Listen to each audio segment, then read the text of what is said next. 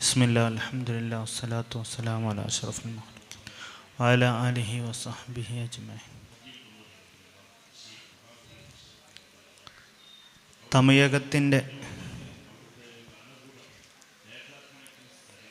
ഇസ്ലാമിക ചരിത്രം എന്ന വളരെ പ്രധാനപ്പെട്ട വിഷയമാണ് ഇവിടെ ചർച്ചക്കെടുക്കുന്നത്. എന്താണ് തമയക മുസ്ലിം അല്ലെങ്കിൽ തമയകത്തിലുള്ള ഇസ്ലാം എന്താണ്? തമയ എന്ന് പറയുന്നത് ഏകദേശം തമിഴ്നാട് തമയകം എന്നുള്ളത് പശ്ചിമഘട്ടത്തിൻ്റെയും ബംഗാൾ ഉൾക്കടലിൻ്റെയും ഇടയിലുള്ള ഒരു ടെറിട്ടറിയാണ് മൊത്തത്തിൽ അറിയപ്പെടുന്നത്. സത്യത്തിൽ ഈ ഒരു ഏരിയ കൊറമാണ്ടൽ തീരപ്രദേശം വരുന്നുണ്ട്. അതുപോലെ തന്നെ പശ്ചിമഘട്ടത്തിൻ്റെ ഊട്ടി പോലെയുള്ള നീലഗിരി പോലെയുള്ള ചില ഭാഗങ്ങൾ വരുന്നുണ്ട്. കാവേരിയുടെ തീരപ്രദേശങ്ങൾ വരുന്നുണ്ട്. ഇങ്ങനെ ജിയോഗ്രഫിക്കലായും എല്ലാ തലത്തിലും സങ്കീർണതകൾ നിറഞ്ഞ വലിയൊരു ഇടമാണ് തമയകം. സ്വാഭാവികമായും തമിഴ് മുസ്ലിമിൻ്റെ കാര്യത്തിലും ഇത്തരത്തിൽ വലിയൊരു സങ്കീർണത നമുക്ക് കാണാൻ സാധിക്കും. ഇസ്ലാമികപരമായി പറയുമ്പോൾ അതിൻ്റെ ആവിർഭാവം ഏകദേശം കേരളത്തിൻ്റെ ഇസ്ലാമികാഗമനത്തോട് തന്നെ ചേർത്ത് നമുക്ക് വായിക്കാൻ സാധിക്കും. അറേബ്യൻ കച്ചവടക്കാരിലൂടെ തന്നെയാണ് തമിഴ്നാട്ടിലേക്കും ഇസ്ലാം വന്നതെന്ന് നമുക്ക് കാണാൻ സാധിക്കും.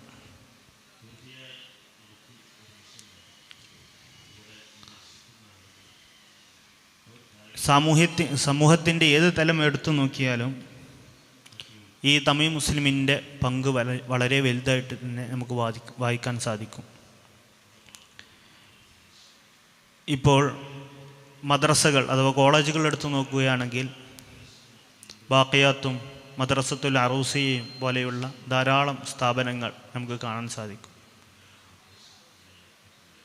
ഒരു കാലത്ത് കേരളത്തിൽ നിന്നുള്ള നമ്മുടെ ഉസ്താദുമാരെല്ലാം അവരുടെ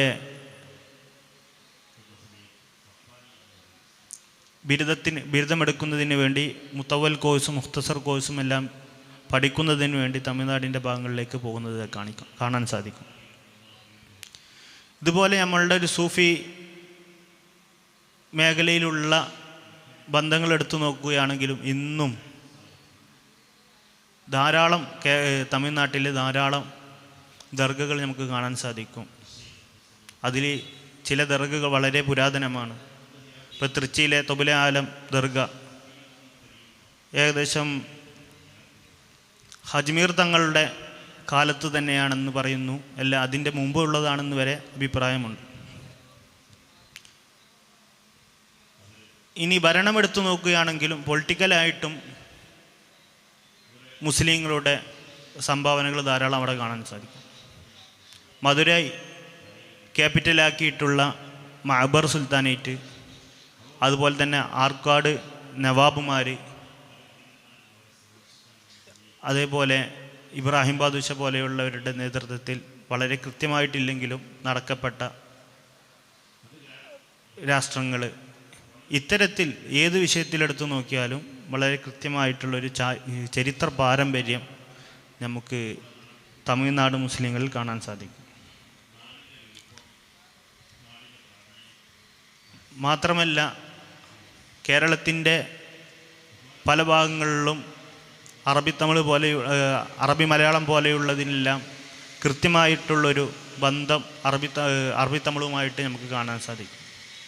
നമ്മളുടെ ദർസുകളിലെല്ലാം നമ്മൾ ഓതുന്ന മീസാനാകട്ടെ, അതുപോലെ തന്നെ റസാനത്ത്, സലാഹുദ്ദീൻ, ഇതുപോലെയുള്ള ഇവയുടെ എല്ലാം രചയിതാക്കൾ തമിഴന്മാരാണ്. നമ്മളുടെ കേരള സുന്നി സമൂഹത്തിൻ്റെ ഇടയിൽ വളരെയധികം പ്രചാരത്തിലുള്ള കുത്തുബിയത്ത്, ഇതിൻ്റെ രചയിതാവും ഒരു തമിഴ്നാട്ടുകാരനാണ്.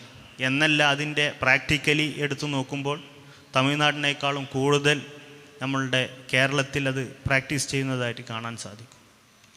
ഇത്തരത്തിൽ ഒരു തമിഴ് ഇസ്ലാമിക ചരിത്രം എന്നുള്ളത്, ആ പാരമ്പര്യമുള്ളത്, അത് വളരെ വിപുലതയുള്ളതാണ്, വൈപുല്യമാണ്. അതിൻ്റെ ഏതാനും ചില ഭാഗങ്ങളിലേക്ക് നമുക്ക് കടക്കാം. ആദ്യമായി അനസ് ബാബു സാർ ഉത്തമപാളയത്തുള്ള ഹാജി കറുത്ത റാവുത്തർ ഹൗദിയ കോളേജിലെ ഹിസ്റ്ററി അധ്യാപകനാണ്. അലിഗഡിൽ നിന്നും കായൽപട്ടണവും പൊന്നാനിയും ഈ മലബാറും തമ്മിലുള്ള അതിൻ്റെ കണക്ഷനുമായിട്ടൊക്കെ PhD ചെയ്തവരാണ്. അവർ സംസാരിക്കാൻ അവരെ ക്ഷണിക്കുന്നു.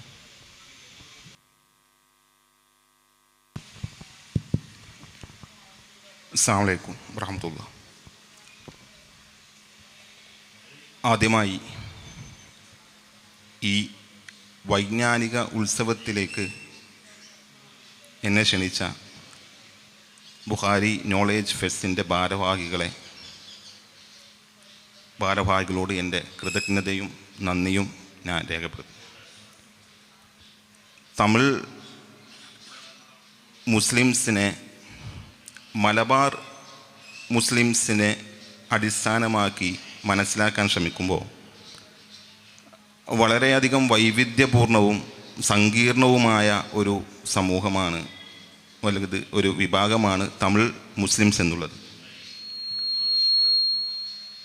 മലബാർ മുസ്ലിംസ് അല്ലെങ്കിൽ കേരള മുസ്ലിംസിൽ അധികമായിട്ട് കൂടുതലായും നമുക്ക് മാപ്പിള മുസ്ലിംസിനെയാണ് കാണാൻ കഴിയുക. എന്നാൽ തമിഴ് മുസ്ലിംസിലേക്ക് അല്ലെങ്കിൽ തമിഴകത്തിലെ മുസ്ലിംസിലേക്ക് എത്തി നോക്കുമ്പോൾ അതിൽ പ്രധാനമായും 2 വിഭാഗങ്ങളായി തമിഴക മുസ്ലിംസിനെ തിരിച്ചതായിട്ട് കാണാം. ഒന്ന് ഉറുദു മുസ്ലിംസ് എന്നും രണ്ടാമത്തേത് തമിഴ് മുസ്ലിംസ് എന്നും 2 വിഭാഗത്തെ നമുക്കവിടെ കാണാൻ സാധിക്കും. ഈ ഓരോ വിഭാഗത്തിനും ഉപവിഭാഗങ്ങളും ഉള്ളതായിട്ട് നമുക്ക് കാണാൻ കഴിയും. ഇപ്പോൾ തമിഴ് മുസ്ലിംസിൻ്റെ ഇടയിൽ തന്നെ മരക്കായർ മുസ്ലിംസ്, റാവുത്തർ മുസ്ലിംസ്, ലബ്ബൈ മുസ്ലിംസ് എന്നിങ്ങനെയുള്ള ഉപവിഭാഗങ്ങളും, ഉറുദു മുസ്ലിംസിൻ്റെ ഇടയിൽ ഷെയ്ഖ്, ഖാൻ, സയ്യിദ് എന്നിങ്ങനെയുള്ള ഉപവിഭാഗങ്ങളും ഉള്ളതായിട്ട് കാണാൻ കഴിയും. അതുകൊണ്ട് തന്നെ ഞാൻ തുടക്കത്തിൽ സൂചിപ്പിച്ച പോലെ വളരെയധികം സങ്കീർണവും ഒരു വൈവിധ്യപൂർണവുമായ മുസ്ലിം സമൂഹമാണ് തമിഴ് മുസ്ലിംസ്. തമിഴകത്തിലെ ആദ്യകാല മുസ്ലിം സമൂഹം എന്നുള്ള നിലക്കും കേരള സമൂഹത്തോട് കൂടുതൽ അടുത്ത് നിൽക്കുന്ന സമൂഹം എന്നുള്ള നിലക്കും എൻ്റെ പഠനങ്ങൾ കൂടുതൽ ആസ്പദമായുള്ളത് എന്നുള്ള നിലക്കും ഞാൻ കൂടുതലായിട്ട് സംസാരിക്കാൻ ഉദ്ദേശിക്കുന്നത് മരക്കായർ മുസ്ലിംസിനെ കുറിച്ചാണ്. തമിഴ്നാട്ടിലെ കന്യാകുമാരി മുതൽ ഏകദേശം കടലൂർ വരെ പരന്നു കിടക്കുന്ന കടലോര പ്രദേശങ്ങളിൽ വ്യാപിച്ചു കിടക്കുന്ന ഒരു മുസ്ലിം സമൂഹമാണ് മരക്കായർ മുസ്ലിംസ്. എന്നിരുന്നാലും ഇവരുടെ പ്രധാന കുടിയേറ്റ മേഖലകളായി കണക്കാക്കുന്നത് കായൽപട്ടണം, കീഴക്കരൈ, അതിരാമ്പട്ടണം പോലുള്ള പ്രദേശങ്ങളാണ്. നമുക്ക് കൂടുതലായി മാപ്പിള മുസ്ലിംസ് അല്ലെങ്കിൽ മലബാർ മുസ്ലിംസിൻ്റെ സാമ്യതകൾ കൂടുതലായി കാണാൻ കഴിയുന്നതും കായൽപട്ടണം, കീഴക്കരൈ മുസ്ലിംസിൻ്റെ ഇടയിലാണ്. ആദ്യകാല മുസ്ലിംസ് എന്ന് ഞാൻ സൂചിപ്പിച്ചു. ആദ്യകാല മുസ്ലിംസ് എന്ന് പറയാൻ കാരണം മാപ്പിള സമൂഹത്തെ പോലെ അല്ലെങ്കിൽ മാപ്പിള മുസ്ലിംസിനെ പോലെ ട്രേഡ്, വ്യാപാര വാണിജ്യത്തിൽ നിന്നും ഉണ്ടായ ഒരു സമൂഹമാണ് മരക്കായർ സമൂഹം. അത് അറേബ്യയിൽ നിന്നും പേർഷ്യയിൽ നിന്നും ഈജിപ്തിൽ നിന്നെല്ലാം കുടിയേറി വന്ന ആളുകൾ അവിടെ സ്ഥിര താമസമാക്കുകയും പിന്നീട് അവരുടെ പിന്മുറക്കാരെയാണ് മരക്കായർ എന്ന് അറിയപ്പെടുകയും ചെയ്യുന്നത്. കായൽപട്ടണം എന്ന പ്രദേശം പൊതുവെ എല്ലാവർക്കും അറിയും എന്ന് വിചാരിക്കുന്നു. ഇസ്ലാമിൻ്റെ ഒരു തനിമ നിലനിൽക്കുന്ന ഒരു പ്രദേശമാണ് കീഴക്കര കായൽപ്പട്ടണം പോലുള്ള പ്രദേശങ്ങൾ. അവിടെ ഈജിപ്തിൽ നിന്നുള്ള ആളുകൾ ആദ്യമായി കുടിയേറിയെന്നും മുസ്ലിങ്ങൾ കുടിയേറിയെന്നും അവർ കാഹിറ പട്ടണം എന്നതിന് പേര് നൽകിയെന്നും പിന്നീട് അത് ലോപിച്ച് കായൽ പട്ടണമായി മാറി എന്നുള്ളതുമാണ് ചരിത്രം. ഈ അറബ് ട്രേഡിൻ്റെ വ്യാപാരത്തിൻ്റെ ഒരു ഉച്ചഘട്ടം എന്ന് പറയുന്നത് 13-ാം നൂറ്റാണ്ടാണ്. 13-ാം നൂറ്റാണ്ടിൽ പാണ്ഡ്യ രാജാക്കന്മാർക്ക് അവരുടെ പടയിലേക്ക് കൂടുതൽ കുതിരകളെ ആവശ്യമായി വരികയും ഈ കുതിരകൾ അന്ന് ലോകത്തിലുള്ള മികച്ച കുതിരകൾ അവൈലബിൾ ആയിരുന്ന അറേബ്യ പേർഷ്യ നാട്ടിൽ നിന്നും കുതിരകളെ കൊണ്ടുവന്നിരുന്നത് അറബി പേർഷ്യൻ വ്യാപാരികളുമായിരുന്നു. അതിൽ എടുത്തു പറയേണ്ട ഒരു കാര്യം, മലബാർ മുസ്ലിംസിനെ കുറിച്ച് നമുക്ക് കൂടുതൽ മലബാർ കോസ്റ്റ് അല്ലെങ്കിൽ ഈ വെസ്റ്റേൺ കോസ്റ്റിൽ കൂടുതലായും അറബി പേർഷ്യൻ വ്യാപാരികളുടെ പേരുകൾ നമുക്ക് അവൈലബിൾ ആണ്. എന്നാൽ തമിഴകത്തിൽ ഈസ്റ്റേൺ കോസ്റ്റിൽ മലബാർ കോസ്റ്റിൽ അത്രയധികം തന്നെ അറബി വ്യാപാരികളുടെ പേരുകൾ നമുക്ക് ലഭ്യമല്ല. ഇതിന് വിഭിന്നമായി കായൽ പട്ടണത്ത് അതായത് കായൽ എന്ന തുറമുഖം ആസ്പദമാക്കി ജമാലുദ്ദീൻ തീബി, തെക്കിയുദ്ദീൻ തീബി പോണ അതുപോലെയുള്ള അറബ് വ്യാപാരികളുടെ പേരുകൾ നമുക്ക് അവിടെ നിന്ന് മാത്രമാണ് ലഭിക്കുന്നുള്ളത്. സോ മലബാർ മുസ്ലിംസിൻ്റെ ചരിത്രം, സംസ്കാരം, ഭാഷ, ആത്മീയത, ഇതിലെല്ലാം ഇങ്ങനെയുള്ള ഇങ്ങനെയുള്ള വിഷയങ്ങളിലെല്ലാം ഈ മരക്കായർ മുസ്ലിംസിൻ്റെ ഒരു സാമ്യത നമുക്ക് കാണാൻ കഴിയും. ഇപ്പോൾ ഞാൻ ചരിത്രത്തെക്കുറിച്ച് കുറച്ച് സൂചിപ്പിച്ചു, എങ്ങനെ അറബ് മുസ്ലിംസ് അവരുടെ കുടിയേറ്റം ഉണ്ടായി എന്നുള്ളത്. ഇതേപോലെ പിൽക്കാലത്ത് പോർച്ചുഗീസ് സാമ്രാജ്യത്വത്തിൻ്റെ കാലത്ത് പോർച്ചുഗീസ് വിരുദ്ധ സമരങ്ങളുടെ ഒരു പ്രധാന മേഖലയായി പ്രവർത്തിച്ചതും ഇതേ കോറോമണ്ടൽ തീരത്തിലെ ഇതേ മലബാർ കോസ്റ്റ് കായൽപ്പട്ടണം പോലുള്ള മരക്കായറുകൾ ആയിരുന്നു. മരക്കായർ കേരളത്തിലേക്ക് വന്നതായി നമുക്കറിയാം. കുഞ്ഞാലി മരക്കാർ എന്നുള്ളത് തമിഴ്നാട്ടിലെ ഈ കായൽപ്പട്ടണത്തിൽ നിന്നുള്ള അല്ലെങ്കിൽ മലബാർ പ്രദേശത്ത് നിന്നും കുടിയേറി വന്ന ആളുകളാണ് കുഞ്ഞാലി മരക്കാർ. അവർ സാമൂതിരിയുടെ സാമ്രാജ്യത്തിൽ അവർക്കുണ്ടായിരുന്ന പങ്ക് ഞാൻ കൂടുതലായി അതിലേക്ക് പോകുന്നില്ല.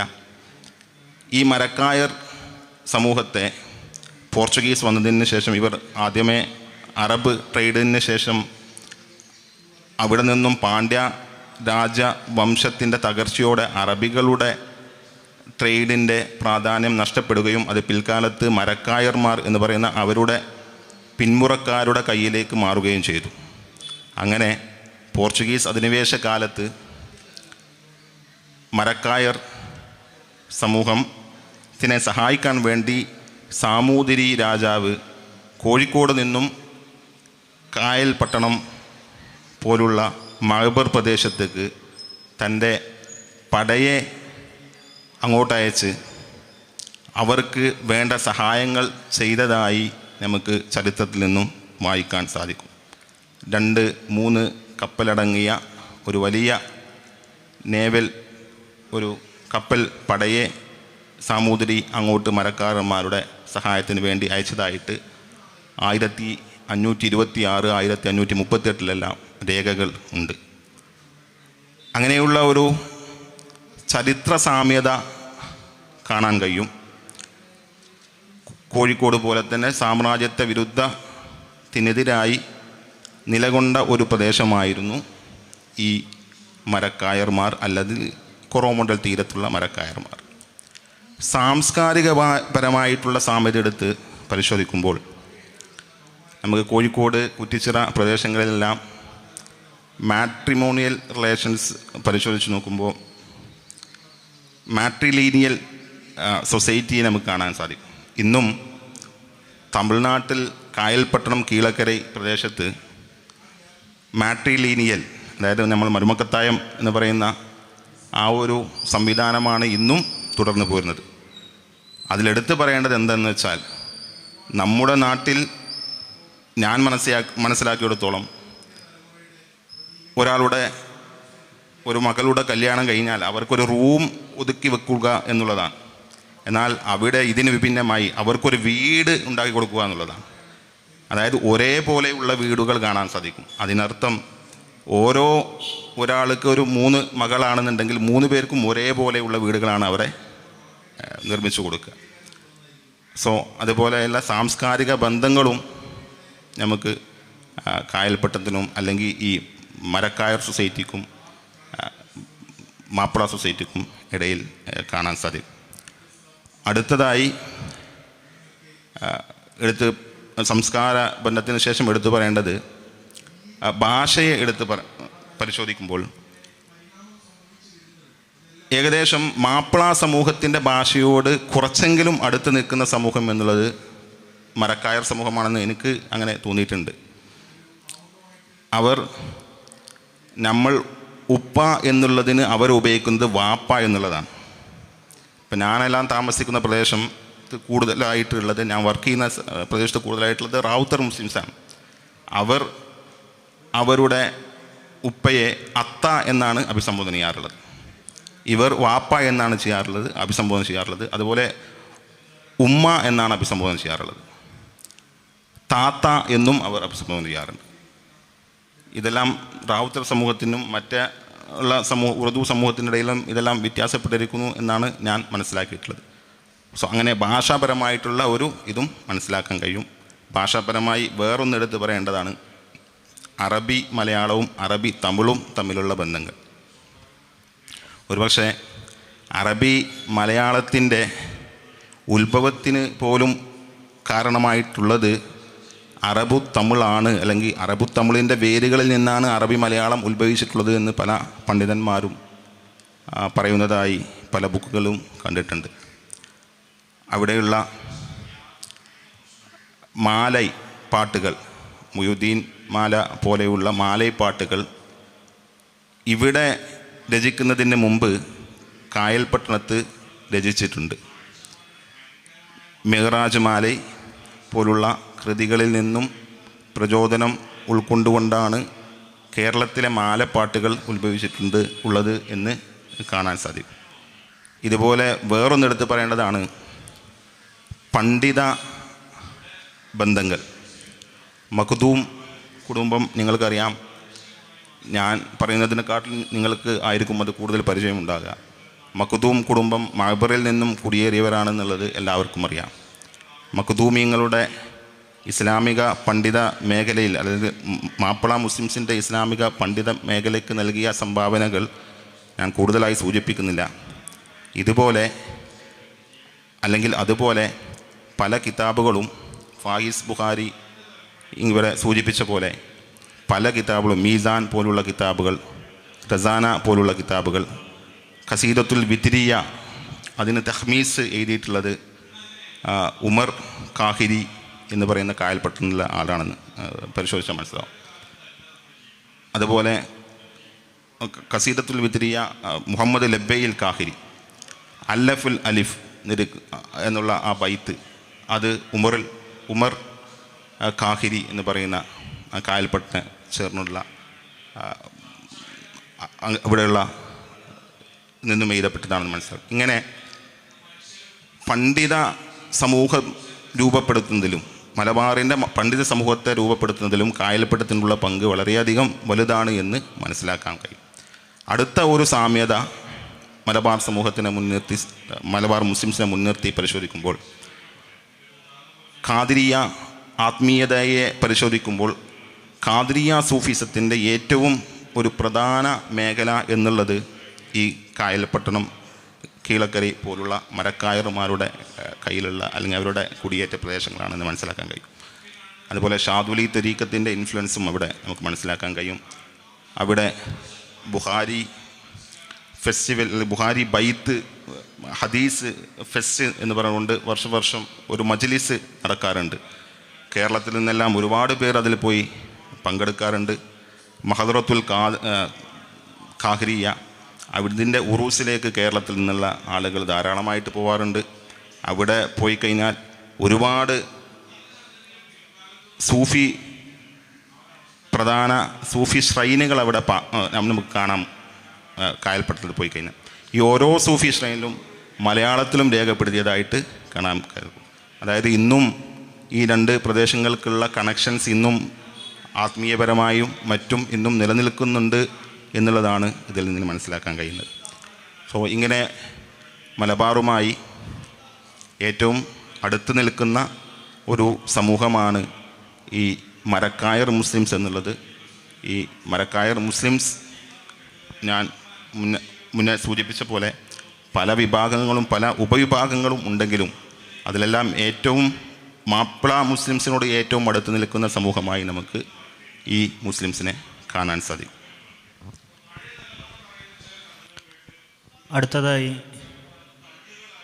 തിരുനെൽവേലി പാളയംകോട്ട വാപ്പ സദഖത്തുള്ള കോളേജിലെ ഹിസ്റ്ററി പ്രൊഫസർ ഡോക്ടർ സൈദാലി, അവർ JNUയിൽ നിന്ന് ഹിസ്റ്ററിയിൽ നിന്ന് റിസർച്ച് ചെയ്തവരാണ്. അവർ സംസാരിക്കും. അസ്സലാമു അലൈക്കും. ആദ്യമേ ഈ വിജ്ഞാന സദസ്സിൽ പങ്കെടുക്കാൻ അവസരം തന്നതിന് നിങ്ങളോടുള്ള നന്ദി അറിയിക്കുന്നു. തമിഴക മുസ്ലിങ്ങളുടെ ചരിത്രത്തെക്കുറിച്ചാണ് നാം ഇന്ന് ഈ സെഷനിൽ ചർച്ച ചെയ്യുന്നത്. തമിഴകമെന്നത് കുറേ കൂടി പൗരാണികവും പഴയ ചേര, ചോള, പാണ്ഡ്യ രാജാക്കന്മാരുടെ ഭരണപ്രദേശങ്ങൾ ഉൾക്കൊള്ളുന്നതും വ്യത്യസ്തങ്ങളായ തമിഴ്, തെലുഗു, മലയാളി സമൂഹങ്ങളെ ഉൾക്കൊള്ളുന്ന ഒരു ജിയോ പൊളിറ്റിക്കൽ പദമായതിനാൽ തമിഴ്നാട്ടിലെ മുസ്ലിങ്ങളെ പറ്റിയാണ് ഞാൻ ഈ ചർച്ചയിൽ, അവരുടെ ചരിത്രത്തെ പറ്റിയാണ് ഞാൻ ഈ ചർച്ചയിൽ ഇന്ന് സംസാരിക്കുവാൻ ഉദ്ദേശിക്കുന്നത്. തമിഴ് മുസ്ലിം സമൂഹത്തിൻ്റെയും ചരിത്രത്തിൻ്റെയും വിശിഷ്യ അവരുമായി ബന്ധപ്പെട്ട സാമൂഹിക ശാസ്ത്ര പഠനങ്ങളെക്കുറിച്ചും ചില ചിതറിയ ചിന്തകൾ പങ്കുവെക്കാനാണ് ഞാൻ ഈ അവസരം വിനിയോഗിക്കുന്നത്. കൂടാതെ ഈ മേഖലയിൽ നമുക്കെന്ത് ചെയ്യാൻ കഴിയും എന്നുള്ള ആലോചനകളും മുന്നോട്ട് വെക്കാൻ ഞാൻ ഈ അവസരം ഉപയോഗപ്പെടുത്താൻ ആഗ്രഹിക്കുന്നു. സൗത്ത് ഏഷ്യയിലെ ഇസ്ലാമിനെ പറ്റിയുള്ള പഠനങ്ങളിൽ പൊതുവെ തമിഴ് മുസ്ലിങ്ങൾ ഒരു അവഗണിക്കപ്പെട്ട വിഭാഗമാണ്.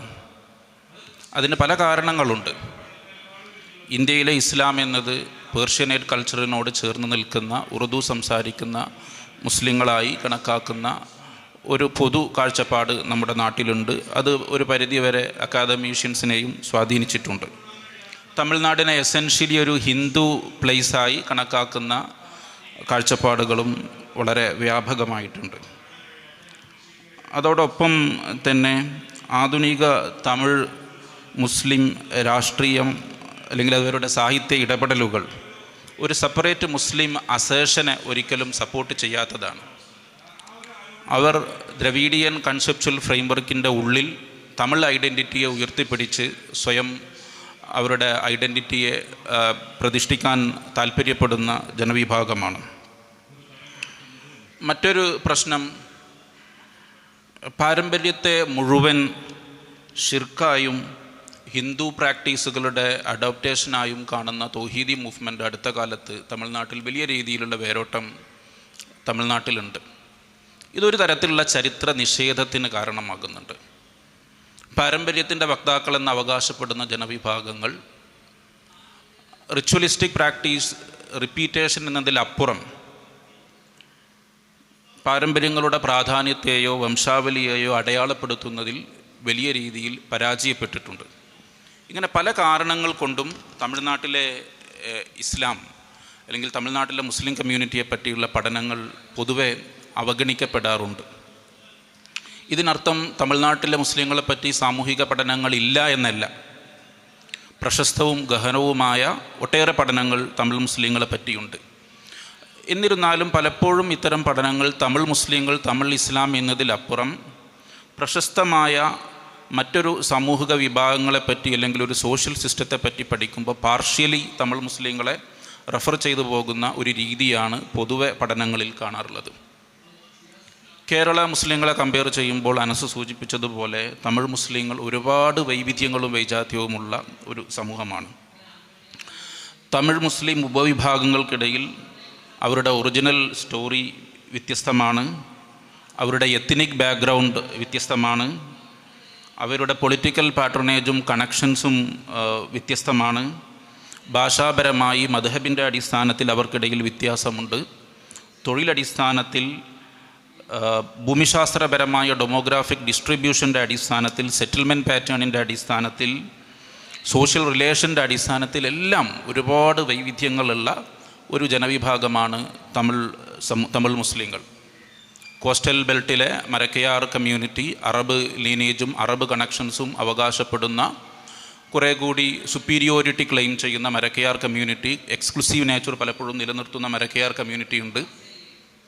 അവരുമായി ബന്ധപ്പെട്ട് ബോട്ട്സ്മാനായിട്ടും ഫിഷർമാൻസായിട്ടും വീവേഴ്സായിട്ടും വ്യത്യസ്ത ആർട്ട് ആൻഡ് ക്രാഫ്റ്റ് കമ്മ്യൂണിറ്റിയായി ജീവിക്കുന്ന ലബ്ബൈ കമ്മ്യൂണിറ്റി. ഞാനൊക്കെ ജോലി ചെയ്യുന്ന തിരുനെൽവേലി റീജിയനിൽ, സദേൺ തമിഴ്നാട്ടിൽ, സെൻട്രൽ തമിഴ്നാടിൻ്റെ ചില ഭാഗങ്ങളിലും ലബ്ബൈ കമ്മ്യൂണിറ്റി വളരെ പ്രബലമാണ്.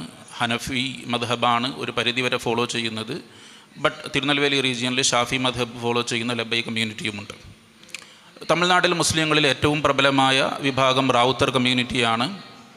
റാവുത്തർ കമ്മ്യൂണിറ്റി പഴയ ഹിന്ദു രാജാക്കന്മാരും മുസ്ലിം രാജാക്കന്മാരും അവരുടെ പടകളിലെ കുതിരപ്പടയാളികളായും ആർട്ടിലറി വിഭാഗങ്ങളിലും, അല്ലെങ്കിൽ മുസ്ലിം ഭരണകാലത്ത് വ്യത്യസ്ത അഡ്മിനിസ്ട്രേറ്റീവ് ഇതിലൊക്കെ വന്ന് പിന്നീട് കൃഷിക്കാരായും കച്ചവടക്കാരായും ഒക്കെ വളരെ ഇൻഫ്ലുവൻഷ്യലായ നമ്മുടെ ജമാൽ മുഹമ്മദും കൈദേമില്ലത്തെല്ലാം റാവുത്തർ കമ്മ്യൂണിറ്റിയുടെ പ്രതിനിധികളാണ്.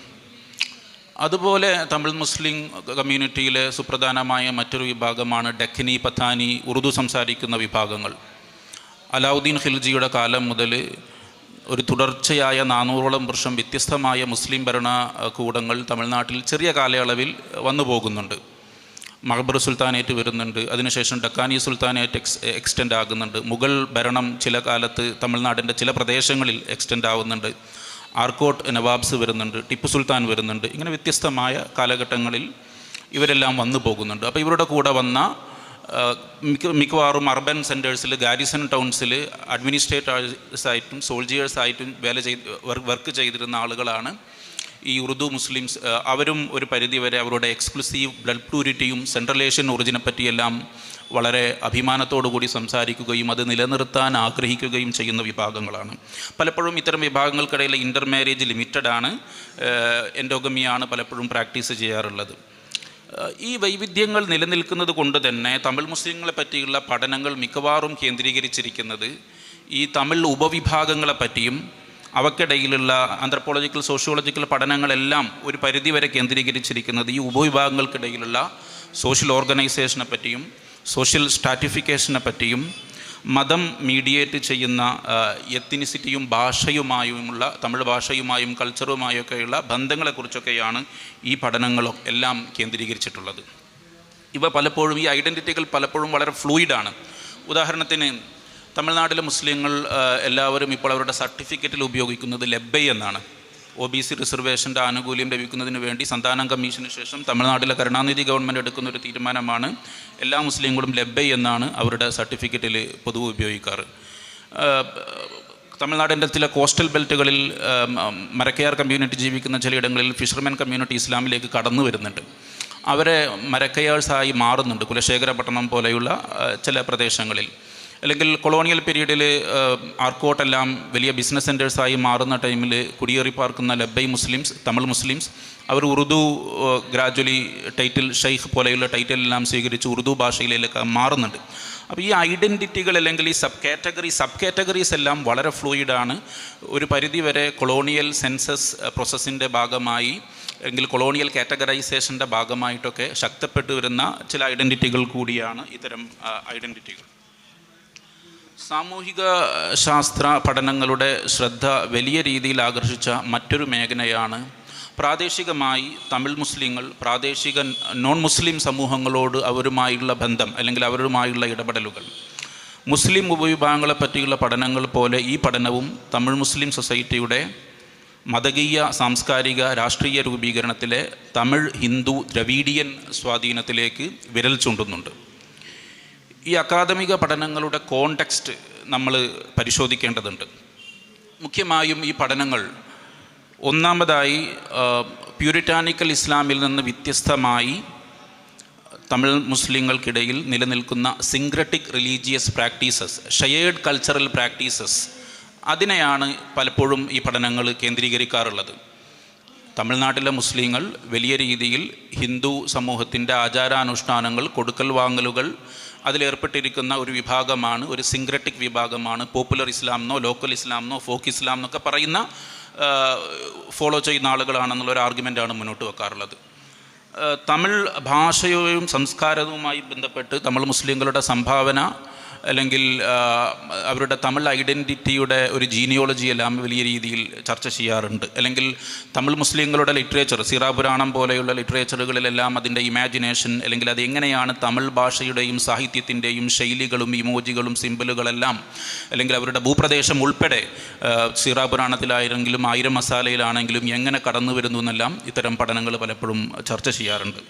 അതുപോലെ തന്നെ ആധുനിക കാലഘട്ടത്തിൽ ദ്രവീഡിയൻ ഒരു തമിഴ് മുസ്ലിം പൊളിറ്റിക്കൽ കൊയലേഷൻ അല്ലെങ്കിൽ ഒരു അലയൻസസ് വളരെ ശക്തമായി പെരിയാറും മുസ്ലിം ലീഗും ഒക്കെ തമ്മിലുള്ള സെൽഫ് റെസ്പെക്ട് മൂവ്മെൻറ്റും മുസ്ലിം ലീഗെല്ലാം തമ്മിലുള്ള വളരെ ശക്തമായ ഒരു അലയൻസ് രൂപപ്പെടുന്നുണ്ട്.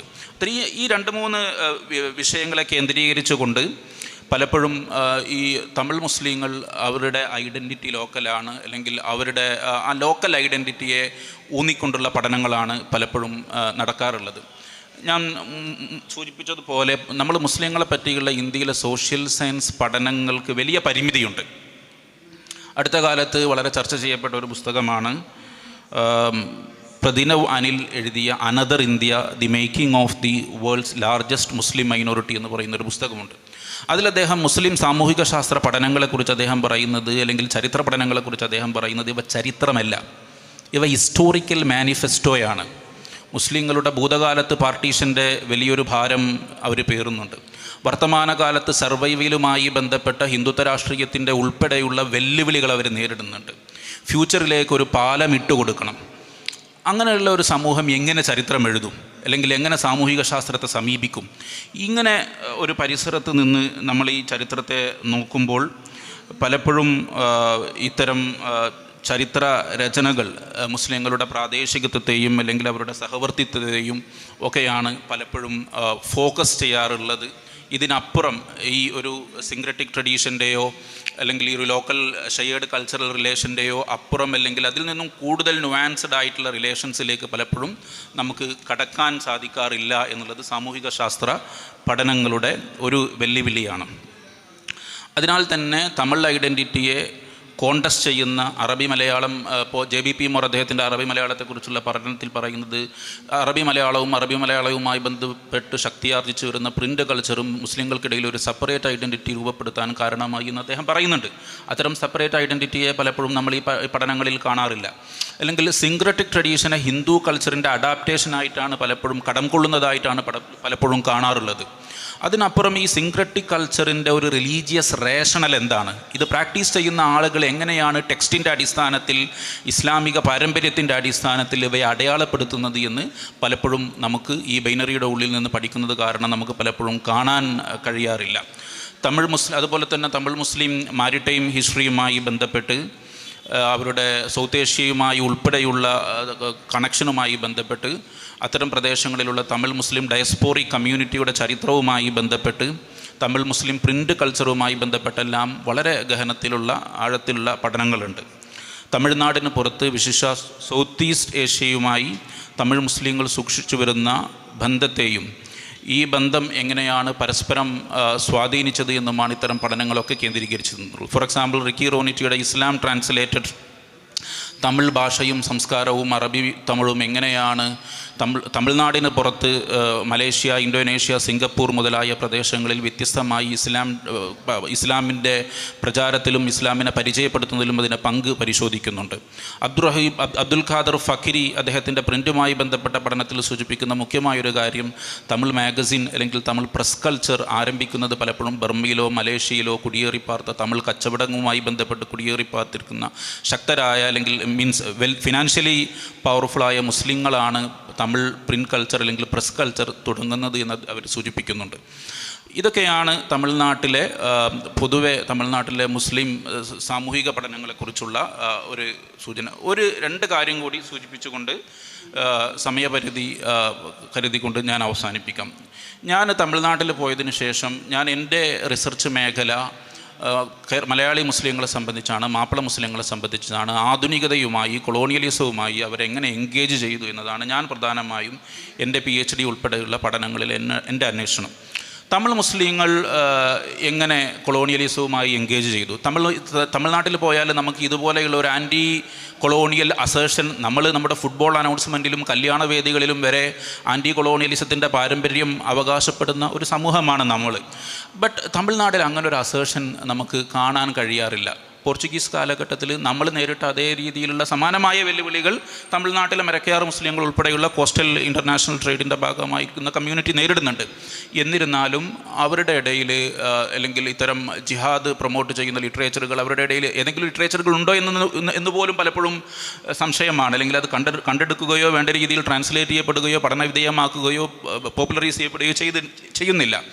അല്ലെങ്കിൽ ബ്രിട്ടീഷ് പീരീഡിലും ഡച്ച് പീരീഡിലും തമിഴ് മുസ്ലിങ്ങൾ എങ്ങനെ അതിജീവിച്ചു. നമ്മളൊക്കെ മലബാറിൻ്റെ കോണ്ടെക്സ്റ്റിൽ നിന്ന് ഇസ്ലാമിൻ്റെ കൊളോണിയൽ ബന്ധങ്ങളെ വായിക്കുമ്പോൾ നമുക്കൊക്കെ കിട്ടുന്ന ഒരു ചിത്രം Islam is essentially an anti colonial religion എന്നുള്ള ഒരു അല്ലെങ്കിൽ ഒരു കാഴ്ചപ്പാടാണ് നമുക്ക് കിട്ടുക. അങ്ങനെയാണെങ്കിൽ തമിഴ്നാട്ടിൽ എന്തുകൊണ്ട് ഇസ്ലാം, മദ്രാസ് പ്രസിഡൻസിയുടെ കീഴിലുള്ള ഒരു ഡിസ്ട്രിക്റ്റായിരുന്നു മദ്രാസ്, അതുപോലെയുള്ള തമിഴ് ഡിസ്ട്രിക്റ്റുകളിൽ എന്തുകൊണ്ട് തമിഴ് മുസ്ലിങ്ങൾക്കിടയിൽ ഇത്ര ശക്തമായ ആൻറ്റി കൊളോണിയൽ ഫീലിംഗ് ഇല്ല?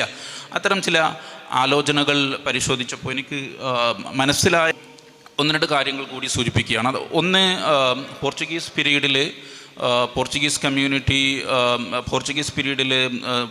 പീരീഡിന് ശേഷവും തമിഴ്നാട്ടിലെ മുസ്ലിങ്ങൾ അവരുടെ കച്ചവടത്തിൽ ഉൾപ്പെടെയുള്ള അവരുടെ കൺട്രോൾ അല്ലെങ്കിൽ അവരുടെ ഡോമിനേഷൻ പല രീതിയിൽ കൺട്രോൾ ചെയ്യുന്നുണ്ട്. നായക റൂളേഴ്സ് ആണെങ്കിലും പിന്നീടുള്ള രാമനാടിലെ സേതുപതി റൂളേഴ്സ് ആണെങ്കിലും അവരെ സപ്പോർട്ട് ചെയ്യുന്നുണ്ട്. അതുപോലെ തന്നെ തമിഴ്നാടിന് പുറത്ത് വലിയ രീതിയിലെ പാട്രണേജ് സിസ്റ്റം സുമാത്രയിലാണെങ്കിലും ജാവയിലാണെങ്കിലും മലേഷ്യയിലാണെങ്കിലും വലിയ രീതിയിലുള്ള അവരുടെ കച്ചവടത്തെയും ഉപജീവനത്തെയും നിലനിർത്താൻ കഴിയുന്ന രീതിയിലുള്ള വലിയ രീതിയിലുള്ള നെറ്റ്വർക്കുകൾ വികസിപ്പിച്ചെടുക്കുന്നതിൽ തമിഴ് മുസ്ലിങ്ങൾക്ക് കഴിയുന്നുണ്ട്. കൂടുതൽ മാറുന്ന സാഹചര്യങ്ങളോടുമായി പൊരുത്തപ്പെടാൻ തമിഴ് മുസ്ലിങ്ങൾക്ക് കഴിയുന്നുണ്ട്. കേരള മുസ്ലിങ്ങളിൽ നിന്നും വ്യത്യസ്തമായിട്ട് അതുപോലെ തന്നെ ഡച്ച് കൊളോണിയൽ പീരീഡിലും വലിയ രീതിയിൽ cotton textile, cotton industry, cotton production അല്ലെങ്കിൽ കോട്ടൺ റിലേറ്റഡായ വീവിങ് എല്ലാം തമിഴ്നാട്ടിൽ വരുന്നുണ്ട്. ഇതിൽ കോട്ടൺ കച്ചവടക്കാരായും ബ്രോക്കേഴ്സായിട്ടും സ്കിൽഡ് വീവേഴ്സായിട്ടെല്ലാം മുസ്ലിങ്ങൾ വലിയ രീതിയിൽ പല രീതിയിൽ എംപ്ലോയ് ചെയ്യുന്നുണ്ട്. ബ്രിട്ടീഷ് പീരീഡിൽ വരുന്ന ടൈമിൽ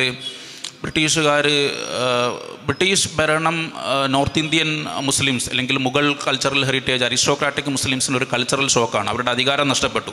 തമിഴ് മുസ്ലിങ്ങളെ സംബന്ധിച്ചിടത്തോളം ആ രീതിയിൽ അത് അവരെ ബാധിക്കുന്നില്ല. തമിഴ് മുസ്ലിങ്ങൾ അവരുടെ ചില ട്രഡീഷണൽ വീവിങ് പോലെയുള്ള അവരുടെ ഇൻഡസ്ട്രി തകരുന്നുണ്ട്. അതേസമയം തന്നെ കൊളോണിയലിസം പുതിയ ചില എംപ്ലോയ്മെൻറ്റ് ഓപ്പർച്യൂണിറ്റീസ്, പുതിയ ചില എക്കണോമിക് ഓപ്പർച്യൂണിറ്റീസ് ഓപ്പൺ ചെയ്യുന്നുണ്ട്. ആർക്കോട്ട് പോലെയുള്ള പ്രദേശങ്ങളിൽ തുകലുമായി ബന്ധപ്പെട്ട ഹൈഡുമായി ബന്ധപ്പെട്ട ടാനറി ബിസിനസ് വലിയ രീതിയിൽ ആർക്കോട്ടിലെല്ലാം വളർന്നു വരുന്നുണ്ട്. മുസ്ലിങ്ങൾ അതിലേക്ക് കടന്നു വരുന്നുണ്ട്. ഒരു 990 വരെ അല്ലെങ്കിൽ 20-ാം നൂറ്റാണ്ടിൻ്റെ 2ാം പാദം വരെ തമിഴ്നാട്ടിലെ മുസ്ലിം രാഷ്ട്രീയം നിയന്ത്രിച്ചിരുന്നത് വിരലിലെണ്ണാവുന്ന ഉറുദു എലൈറ്റ് മുസ്ലിംസ് ആയിരുന്നു. ഈ ദ്രവീഡിയൻ പാർട്ടികളുടെ ശക്തിപ്പെടൽ അല്ലെങ്കിൽ ഈ ഫിനാൻഷ്യലി കൊളോണിയലിസം ഓഫർ ചെയ്യുന്ന പുതിയ സാമ്പത്തിക സാധ്യതകൾ ഉപയോഗപ്പെടുത്തിക്കൊണ്ട് വളർന്നു വന്ന മുസ്ലിം ലെതർ ബിസിനസ്മാൻസ് ജമാൽ മുഹമ്മദിനെ പോലെയുള്ള ഖൈദമില്ലത്തിനെ പോലെയുള്ള ഇവരുടെയൊക്കെ പ്രസൻസ് 930 കൂടി തമിഴ്നാട്ടിലെ മുസ്ലിം രാഷ്ട്രീയം തമിഴ് മുസ്ലിങ്ങളുടെ കൈകളിലേക്ക് വരുന്നുണ്ട്. അതോടൊപ്പം തന്നെ തമിഴ് രാഷ്ട്രീയവും ദ്രവീഡിയൻ രാഷ്ട്രീയവും വലിയ രീതിയിലുള്ള അലയൻസ് രൂപപ്പെടുത്തുന്നുണ്ട്. പെരിയാർ മീലാദ് വേദികളിലെല്ലാം പോയി ഇസ്ലാമിൻ്റെ ഈഗാലിറ്റേറിയൻ കൺസെപ്റ്റിനെ പറ്റി പ്രസംഗിക്കുന്നുണ്ട്. അൺടച്ചബിലിറ്റിയിൽ നിന്നും ബ്രാഹ്മണിക്കൻ എക്സ്പ്ലോയിറ്റേഷനിൽ നിന്നും രക്ഷപ്പെടാനുള്ളൊരു മാർഗമായിട്ട് അദ്ദേഹം ഇസ്ലാമിനെ പരിചയപ്പെടുത്തുന്നുണ്ട്. അതേസമയം തന്നെ ഇസ്ലാമിനുള്ളിലുള്ള മതപൗരോഹിത്യത്തെയും സ്ത്രീകളോടുള്ള സമീപനത്തെയും അദ്ദേഹം പ്രശ്നവൽക്കരിക്കുന്നുണ്ട്. ഉറുദു മുസ്ലിംസ് ഈ പെരിയാറിൻ്റെ തമിഴ് കേന്ദ്രീകൃതമായ പ്രഭാഷണങ്ങളെയോ പ്രചാരണങ്ങളെയോ സംശയത്തോടെ കാണുമ്പോൾ തമിഴ് മുസ്ലിം അതിനോട് ചേർന്ന് നിൽക്കുന്നുണ്ട്. തമിഴ് മുസ്ലിം അവരുടെ ഖുർആനിക് ട്രാൻസ്ലേഷൻ റിലേഷനിലായാലും ഇസ്ലാമിനെ പരിചയപ്പെടുത്തുന്ന രീതിയിലാണെങ്കിലും അവരതിനോട് ചേർന്ന് നിൽക്കുന്നുണ്ട്. അല്ലെങ്കിൽ പെരിയാർ ദ്രാവിഡ നാടിന് കേൾക്കുന്ന സമയത്ത് പാകിസ്ഥാന് വേണ്ടിയുള്ള പിന്തുണയും പരസ്പരം മുസ്ലിം ലീഗും ഇവരും പിന്തുണ നൽകുന്നുണ്ട്. ഇന്ത്യയിൽ പോസ്റ്റ് ഇൻഡിപെൻഡൻറ്റ് ഇന്ത്യയിൽ പാർട്ടീഷന് ശേഷം ഇന്ത്യയിൽ വലിയ കുതൂഹലങ്ങൾ ഉണ്ടായെങ്കിലും തമിഴ്നാട്ടിൽ കമ്പാരിറ്റീവ്ലി പീസ്ഫുൾ ആയിരുന്നു. അതിനൊരു കാരണം ഈ ദ്രവീഡിയൻ പൊളിറ്റിക്സിൻ്റെ ഒരു മണ്ണാണ്, അല്ലെങ്കിൽ അത് ആ ഒരു അലയൻസിൻ്റെ ഒരു സാധ്യതയാണ് അതിനുള്ള മുഖ്യമായ ഒരു കാരണം. 980 കൂടിയാണ് തമിഴ്നാട്ടിലെ രാഷ്ട്രീയം കുറേ കൂടി കമ്മ്യൂണലാവാൻ ആരംഭിക്കുന്നത്. അതിന് പല കാരണങ്ങളുണ്ട്.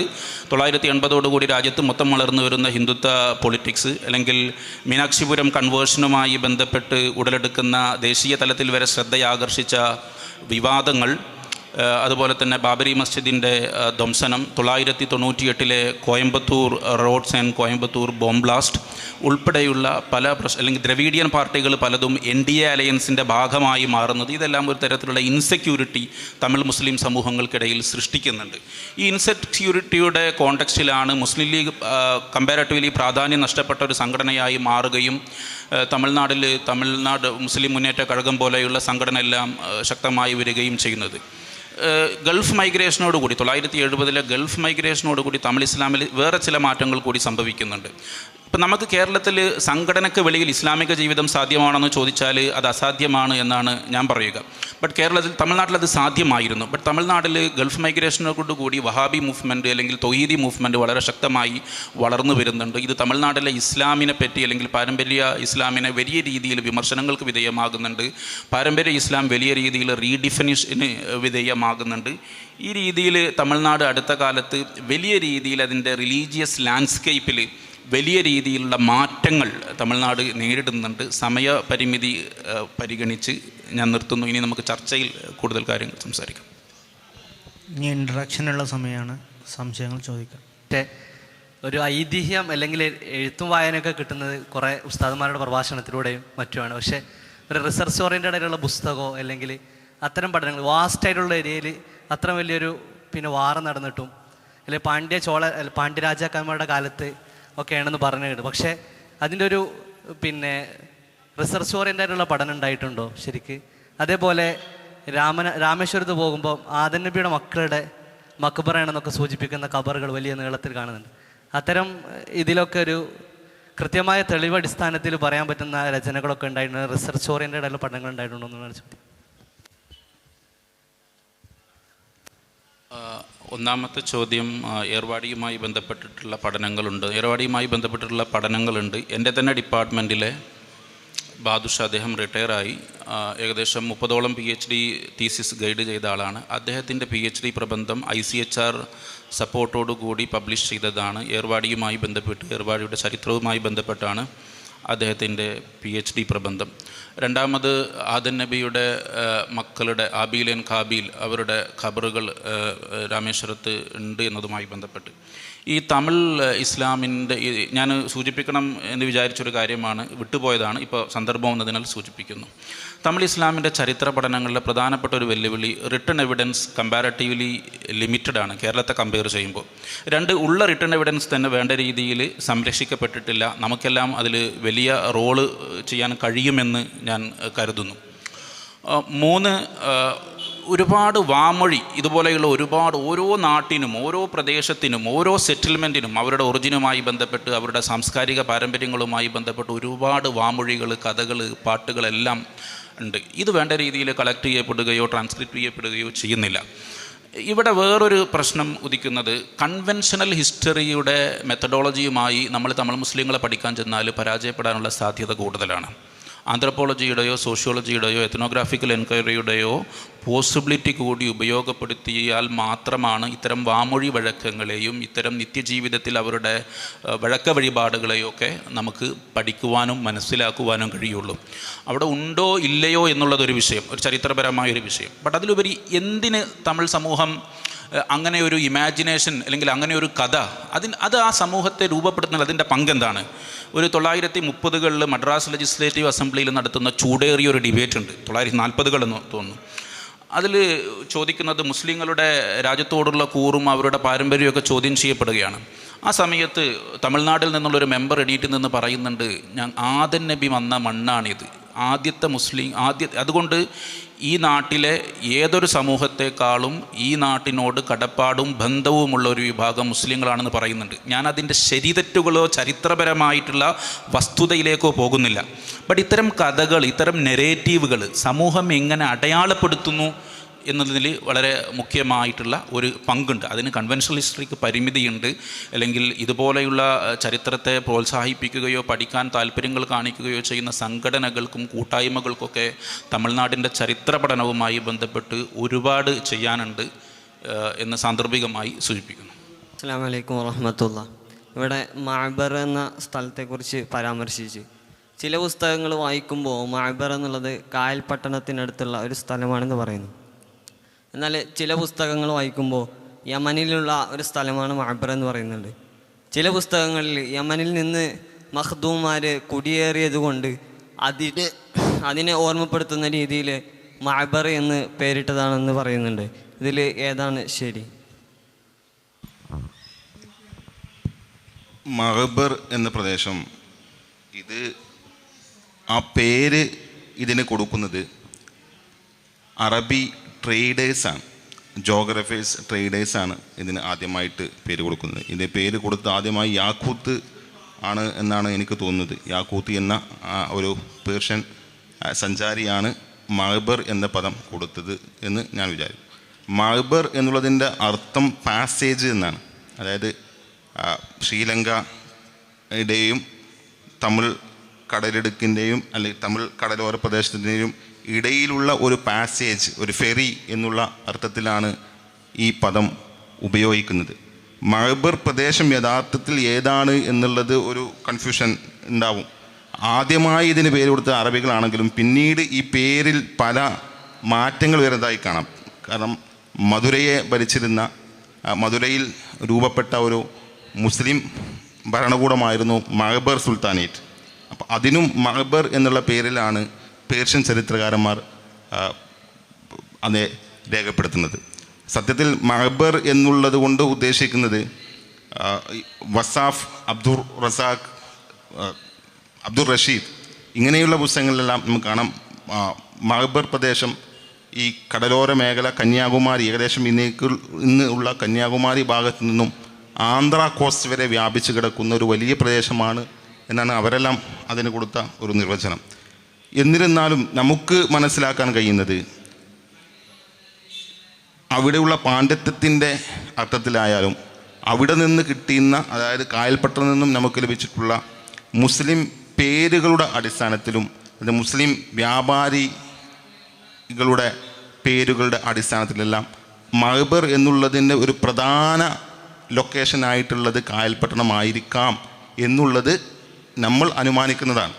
മഅബർ എന്നുള്ളതൊരു വൈഡ് ജോഗ്രഫിക്കൽ കോണ്ടെക്സ്റ്റിലാണ് പല സ്ഥലങ്ങളിലും അത് രേഖപ്പെടുത്തിയിട്ടുള്ളത്. ഞാൻ പറഞ്ഞ പോലെ ഈ ആദ്യകാലത്തിലെ 12-ാം നൂറ്റാണ്ട് 13-ാം നൂറ്റാണ്ടിലെ ട്രേഡേഴ്സ് അതിനെ ജോഗ്രഫേഴ്സ് അതിനെ ട്രാവലേഴ്സ് അതിനെ രേഖപ്പെടുത്തുന്നത് കന്യാകുമാരി മുതൽ ആന്ധ്ര കോസ്റ്റ് വരെയുള്ള പ്രദേശമാണ്. പിന്നീട് ഞാൻ പറഞ്ഞ പോലെ തന്നെ ഇതേപോലെ അമീർ ഖുസ്രുവിൻ്റെ ഖസായിൻ പോലുള്ള പുസ്തകത്തിൽ അതിനെ മഅബർ സുൽത്താനേറ്റ് എന്നാണ് മധുരൈ സുൽത്താനേറ്റിനെ രേഖപ്പെടുത്തുന്നത്. ഈ ഒരു പ്രദേശത്തിനാണ് അവർ മഅബർ എന്ന് വിളിച്ചത് എന്നുള്ളതാണ്. അത് മഖ്ദൂമീങ്ങളുടെ വരവോട് കൂടിയിട്ടാണ് വന്നത് എന്നുള്ളതിന് നമുക്ക് എത്രത്തോളം സാധ്യതയുണ്ട് എനിക്കറിയില്ല. കാരണം അതിന് മുമ്പേ ഇത് 12-ാം നൂറ്റാണ്ടിലും 13-ാം നൂറ്റാണ്ടിലും ഇത് ഉപയോഗിച്ചിട്ടതായിട്ട് നമുക്ക് കാണാൻ സാധിക്കും. അപ്പോൾ ഇതിൻ്റെ ഒരു പ്രധാന ഇസ്ലാമിക സ്കോളർഷിപ്പ് അല്ലെങ്കിൽ ഇസ്ലാമിക പാണ്ഡിത്യം, ഇസ്ലാമിക കലാചാരം, ഇസ്ലാമിൻ്റെ സംസ്കാരം എല്ലാം കൂടുതലായിട്ട് നിലനിൽക്കുന്ന പ്രദേശം. അതേപോലെ തന്നെ അവിടെയുള്ള ഈ ഖബറിൽ നിന്നും ലഭിക്കുന്ന എപ്പിറ്റാഫ്സ്, അതായത് ഖബറിൽ നിന്നും നമുക്ക് ലഭിക്കുന്ന ഇൻസ്ക്രിപ്ഷൻസ് കാര്യങ്ങളെല്ലാം അവിടെ പുറത്തുനിന്നുള്ള ആളുകൾ വന്നതിനുള്ള തെളിവുകൾ നമുക്ക് അതിൽ നിന്ന് കാഹിരി എന്നുള്ള പദങ്ങളായാലും ഇതേപോലുള്ള ഞാൻ പറഞ്ഞ തഖിയുദ്ദീൻ തീബി പോലുള്ള ട്രേഡേഴ്സിൻ്റെ ഇതെല്ലാം നമുക്ക് ലഭിക്കുന്നതിനാൽ ഇതിൻ്റെ ഒരു പ്രധാന പ്രദേശം ആ കാലത്തുള്ള പ്രധാന തുറമുഖം എന്നുള്ള നിലക്കും മഅബർ എന്നുള്ളത് കായൽപ്പട്ടണം, കീഴക്കര ആ ഒരു ഭാഗമായിരിക്കും എന്നുള്ളതാണ് അനുമാനിക്കപ്പെടുന്നത്.